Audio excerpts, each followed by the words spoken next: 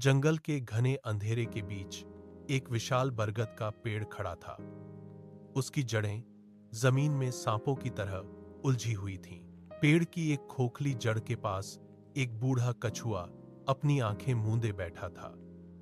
वह सदियों से वहां स्थिर था, जैसे पत्थर का कोई हिस्सा हो। अचानक सूखी पत्तियों के कुचलने की आवाज आई।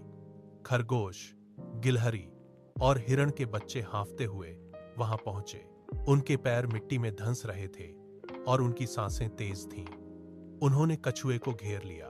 खरगोश ने अपनी कांपती हुई आवाज में कछुए को टोका, दादा, जंगल में हर तरफ बस एक ही चर्चा है। हवा में डर घुला है। सब कह रहे हैं कि कलयुग आ गया है। हमें इसके संकेत बताइए। क्या सच में सब कुछ खत्म होने वाला है? कछुए ने धीरे से अपनी गर्दन बाहर निकाली। उसने एक लंबी और भारी सांस ली। उसके आसपास की हवा जैसे ठहर गई। कछुआ बोला, तुम जो सुन रहे हो वह केवल अफवाह नहीं है। कलयुग के लक्षण पहले ही जमीन पर दिखाई देने लगे हैं। ध्यान से सुनो, क्योंकि यह समय अब बदल रहा है। कछुए ने अपनी सूखी उंगली से जमीन की नरम रेत पर एक सीधी लकीर खींची। उसने कहा, पहला संकेत है लालच। मैंने देखा है कि इंसान अपनी जरूरत से 10 गुना ज्यादा अनाज और धन जमा करता है। वह अपने भंडार भरता रहता है, जबकि उसके पास के पड़ोसी भूखे मर रहे होते हैं। वह दूसरों के हिस्से का निवाला छीनने में भी नहीं हिचकिचाता। खरगोश ने अपनी कान नीचे झुका लिए और पूछा, क्या वे अपनी भूख मिटाने के लिए ऐसा करते हैं? कछुए ने सिर हिलाया, नहीं, यह केवल जमा करने की भूख है। इसके बाद दूसरा संकेत है झूठ का बोलबाला। कछुए की आवाज में एक तीखापन आया। अब सच बोलने वाले को मूर्ख माना जाता है। जो जितनी सफाई से झूठ बोलता है, समाज में उसे उतना ही चतुर समझा जाता है। गिलहरी ने अपनी पूंछ हिलाते हुए कहा, तो क्या सच का कोई मूल्य नहीं बचा? कछुआ बोला, सच अब केवल किताबों में मिलता है, व्यवहार में नहीं। लोग अपनी सुविधा के लिए शब्दों को ऐसे मोड़ते हैं कि सच और झूठ के बीच का अंतर मिट जाता है। हिरण के बच्चे ने अपनी बड़ी आंखों से कछुए को देखा। उसके शरीर में एक सिहरन दौड़ गई। कछुए ने अपनी सूखी उंगली से हवा की ओर इशारा किया। उसने कहा, तीसरा संकेत है प्रकृति का अपमान।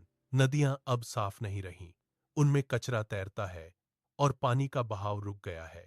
जंगल के पेड़ कट रहे हैं और हवा में धुआं घुल चुका है, जिससे सांस लेना दूभर हो गया है।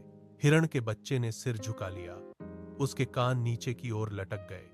कछुआ आगे बोला, चौथा संकेत है रिश्तों में बढ़ती दूरी। एक ही घर की 4 दीवारों के भीतर रहने वाले लोग अब एक दूसरे से बात नहीं करते। वे पास बैठकर भी दूर हैं। उनकी नजरें केवल स्क्रीन पर होती हैं, दिल में नहीं। कछुए की आवाज अब और भी भारी हो गई। उसने अपनी गर्दन को धीरे से अंदर खींचा। आसपास का वातावरण जैसे और अधिक शांत और उदास हो गया। खरगोश और गिलहरी ने एक दूसरे की ओर देखा। उनके चेहरों पर चिंता की लकीरें साफ थीं। कछुए ने ठंडी सांस लेते हुए कहा, यह सब तो केवल शुरुआत है। इन संकेतों के पीछे एक और गहरा अंधेरा छिपा है।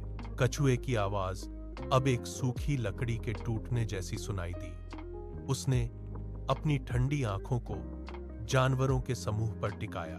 उसने कहा, पांचवां और सबसे खतरनाक संकेत है दया का मर जाना। लोग दूसरों के दर्द को देखकर भी अनदेखा कर देते हैं। वे सड़क पर गिरते हुए को नहीं उठाते। वे भूख से तड़पते को नहीं देखते। वे केवल अपने स्वार्थ के बारे में सोचते हैं। कछुए ने अपनी गर्दन को थोड़ा और बाहर निकाला। उसकी सांसें धीमी हो गई थीं। उसने आगे कहा, जब दया मर जाती है तो इंसान केवल एक चलता फिरता ढांचा रह जाता है। हिरण के बच्चे के पैर कांपने लगे। उसने अपनी मां की ओर दुबक कर देखा। गिलहरी ने अपनी पूंछ को शरीर के चारों ओर कस लिया, जैसे वह किसी बर्फीली हवा से बचना चाहती हो। खरगोश की आंखें फटी की फटी रह गईं। वह अपनी जगह से हिल भी नहीं पा रहा था। जंगल के उस हिस्से में सन्नाटा इतना गहरा हो गया कि पेड़ों की सरसराहट भी थम गई। कछुआ एक क्षण के लिए चुप रहा। उसने अपनी ठंडी निगाहें उन पर जमाए रखीं। उसने भारी स्वर में चेतावनी दी, यह अंत का द्वार है। जब कोई किसी के आंसू नहीं पहुंचता तो समझो कि मानवता का अंतिम दीपक बुझने ही वाला है। कछुए की ठंडी आंखों में अचानक एक चमक आई। उसने धीरे से सिर हिलाया और मुस्कुराया।